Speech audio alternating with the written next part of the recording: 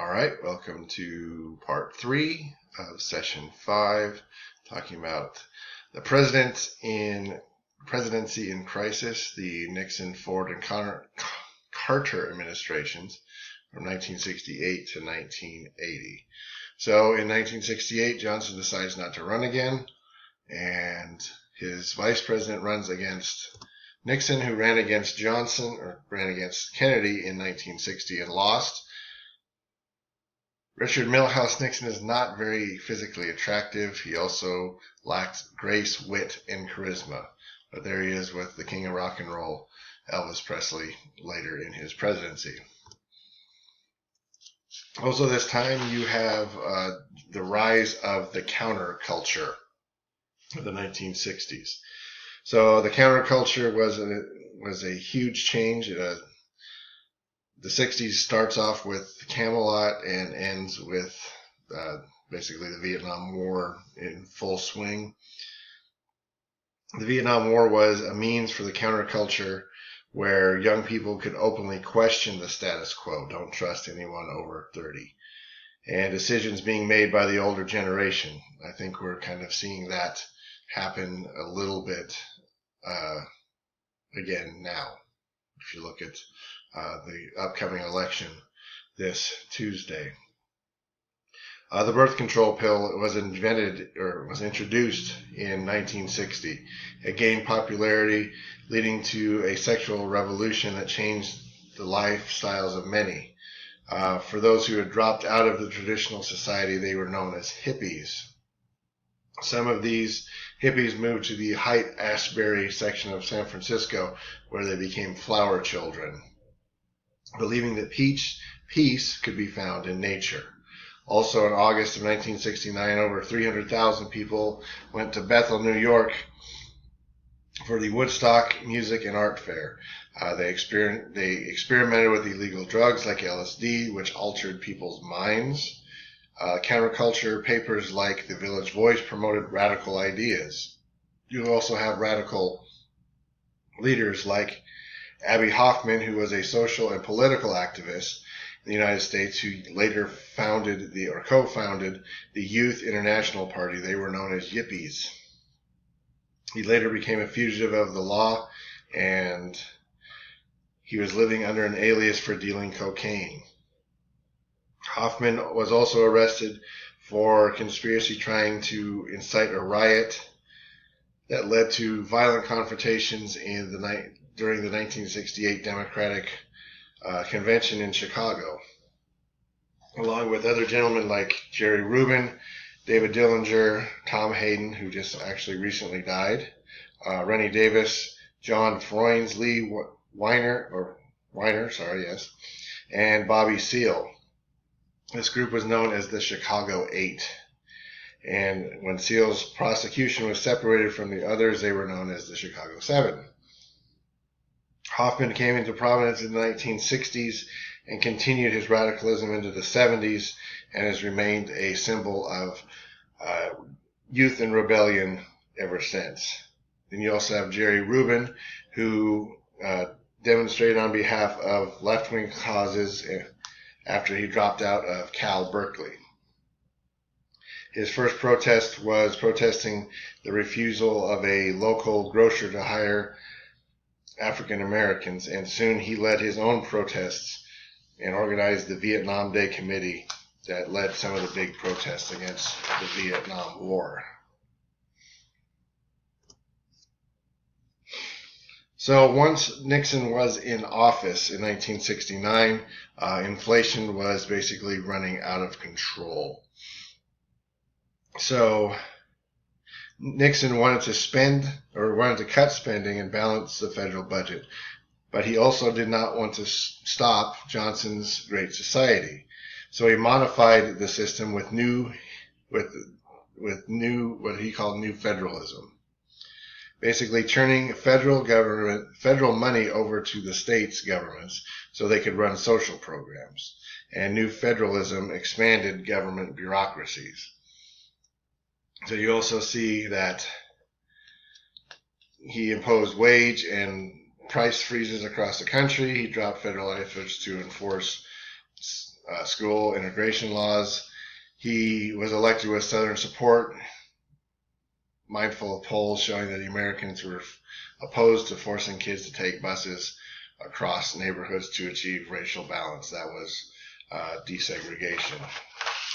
So on the domestic policies, Nixon was trying, but he was never really known for that. What he was known for was his foreign policy. That was where he was best in his wheelhouse. So Nixon handled the Vietnam War as a part of his new choice or approach to foreign policy. Nixon considered himself an expert on international relations and spent a lot of his time dealing with foreign policy. Even though he had a Secretary of State, he relied on his national security advisor, Henry Kissinger. Kissinger believed that America's idea of the containment policy was outdated. He argued that the world was no longer divided into two blocks, the communist bloc and the Western bloc. We talked about that in an earlier discussion. Instead, he believed that the world had been fragmented into spheres of influence controlled by the Japanese, China, Western Europe, the United States, and the Soviet Union. So Kissinger wanted to abandon containment and adopt a more flexible policy. Nixon, basically, this is what we call détente. Nixon accepted an invitation to visit communist China, which angered a lot of people in the Republican Party. His historic 8-day visit to China, he spoke to their leader Mao Zedong, and these talks helped stabilize the relationship that for the last 25 years had been basically quite bad. So this is where you get the idea of détente. Also, this was a great opportunity for the United States to seek an alliance with China, or at least better understanding with China, because the Chinese and the Soviet Union had been drifting apart for quite some time. So 3 months after his meeting in China, Nixon goes to the Soviet Union. And the Soviets were worried about this new relationship the United States had forged with the Chinese. And by this time, the Soviets are also, the Cold War is kind of hurting the Soviet economy. So they needed some money to help their economy.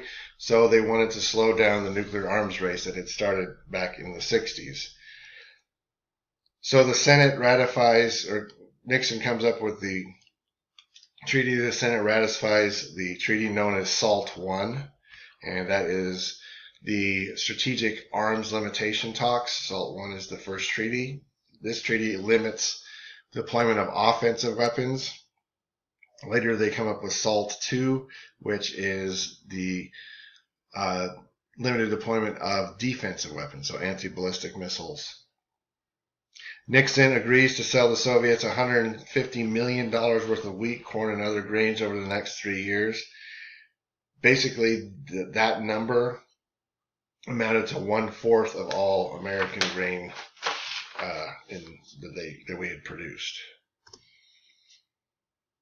So Nixon runs for re-election in 1972, where he easily defeats George McGovern of South Dakota. It later comes out that the White House had dug up information on McGovern's first vice presidential candidate, Thomas Eagleton, making him out to be mentally ill. And Eagleton was replaced with part of the Kennedy family, Sergeant Shriver.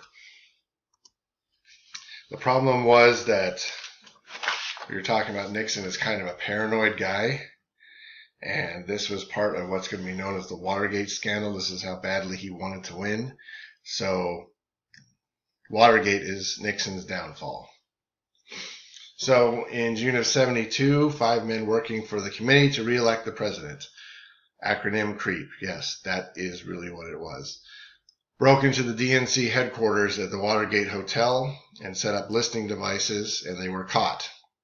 Nixon denied that he knew anything about this. The burglars went on trial in 1973, and one of them said that the White House and the party knew about the break-in. Most of the defendants either pleaded guilty or were convicted. So soon the Senate came up with a special committee investigating the accusations. John Dean, who was a White House lawyer, told the committee that McCord was telling the truth and that Nixon had known about the efforts to cover it up. More came to light. Key documents linking Nixon to the break-ins were destroyed. Nixon's reelection committee ran basically what they called dirty tricks against the Democrats, trying to say that Eagleton was crazy. The administration wiretapped phones of enemies of Nixon. Like I said, he was kind of a paranoid guy. October of 73, his vice president, Spiro Agnew, resigns after pleading no contest to income tax evasion and that he accepted bribes while he was governor of Maryland. In March of 74, the former Attorney General John Mitchell and 6 other Nixon aides are indicted by a federal grand jury for trying to block the investigation. President Nixon continues to say he didn't know anything about it, but in tapes recorded in the Oval Office, it confirmed his knowledge of the break-in and the cover-up. In the summer of 1974, the House Judiciary Committee approves articles for impeachment against the president for obstructing justice. Now, Nixon could have stayed in power. He could have fought impeachment. He decided that that would be bad for the country, so he basically said, I'm going to do what's best for the country, and resigned.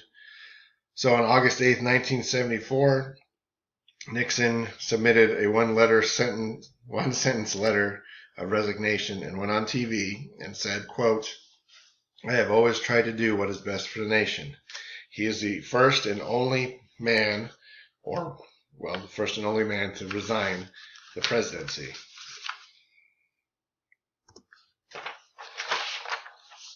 So when we get back, or when you guys get back to the next section, we will talk about the presidency of Gerald Ford. He is the first president, non-elected president of the United States. He basically was a senator that was selected by the Senate to fill the vice president's role when Spiro Agnew resigned under indictment. So we will talk about President Ford when you guys get back.